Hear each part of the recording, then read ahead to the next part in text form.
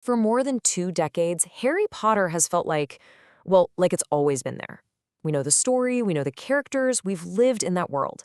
But what if I told you that the world we think we know is really just the surface?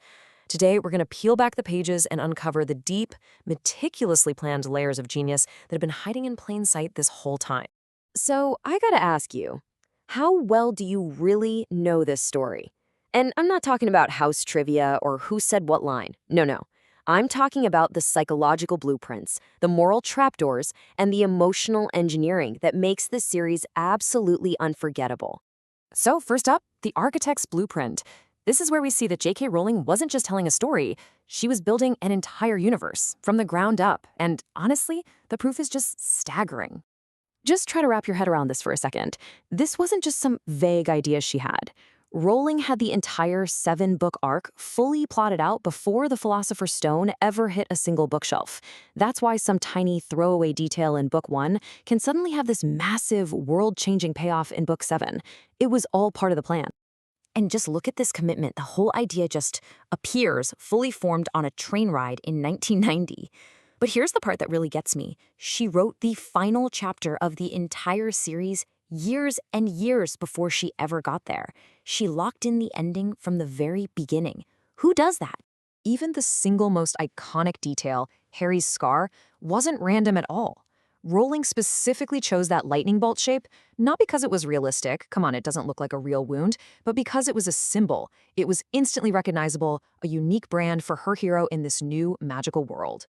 Okay, but all this planning, it builds into something much darker than just clever plot twists. In this next part, we're going to see how the magic gets uncomfortably real, connecting the wizarding world to some pretty deep psychological conditions. We all remember the Dementors, right? These absolutely terrifying, soul-sucking creatures that guard Azkaban.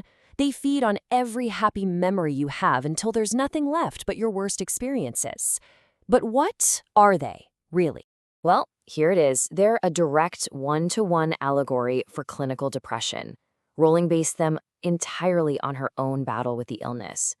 The emotional numbness, that total loss of joy, the cold detachment, these aren't just spooky fantasy descriptions. They are textbook symptoms of major depressive disorder. And you know the only remedy that works in the books? Chocolate. It's a direct nod to a real-world coping mechanism. And this dark psychology, it goes all the way to the top, to Voldemort himself. You ever wonder why he's totally incapable of love? Well, the answer is symbolic, and it's brilliant. He was conceived while his father was under a love potion. It was a forced, loveless union. So his entire being was literally born from an absence of love, making him fundamentally unable to ever understand or feel. And here's a little structural detail that changes, well, everything. The books are written in what's called third-person limited.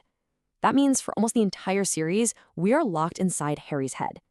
We only know what he knows and feel what he feels. He is what writers call an unreliable narrator. So our entire perception of characters like Snape or Draco is intentionally biased by a teenager's emotions, his fears, and his prejudices. And that idea leads us right here, to a place where we have to shatter the moral certainty we thought we had by taking a hard look at the series' 2 most complicated characters, Snape and Dumbledore. Let's be clear, Snape was never meant to be some redeemed hero. Rowling's true genius was in making him consistently, frustratingly gray. Yeah, he was courageous and he was loyal, but that loyalty was born from an obsessive, unrequited love for Lily, not some noble ideal. He was a biased, cruel bully to his students. He was also the key to winning the war. He's not one or the other. He is both, always. And then there's Dumbledore. We see him as the kind, benevolent guardian, but the truth is way more chilling. He was a utilitarian strategist playing the long game. He knowingly raised Harry to be a sacrifice. He loved Harry for sure, but he was absolutely prepared to let him die for the greater good. That makes him one of the most morally compromised and fascinating characters in the whole series. So, with all this complexity, with heroes this flawed, how is victory even possible? Well, that brings us to the philosophical endgame. The conclusion of this series isn't about magical strength. It's about a profound philosophical choice.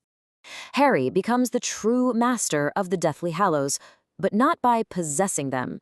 He masters them by overcoming the fundamental human flaws that each one represents. He rejects the ultimate power of the Elder Wand. He overcomes the crippling grief of the Resurrection Stone, and he accepts humility through the Invisibility Cloak. That's the real test. And this is the entire philosophical conflict of the story in one sentence. Voldemort, who did everything imaginable to conquer death, was ultimately destroyed by his absolute terror of it. Harry, on the other hand, won the entire war the moment he willingly walked into that forest, ready to accept his own mortality. Which brings us to death itself. We have all felt that gut punch of losing a character we loved in this series. I mean, it's a shared trauma for a generation. But have you ever stopped and wondered why those deaths felt so deeply, so uniquely personal? Well, the reason is chillingly deliberate. It was never about shock value. It was about emotional engineering.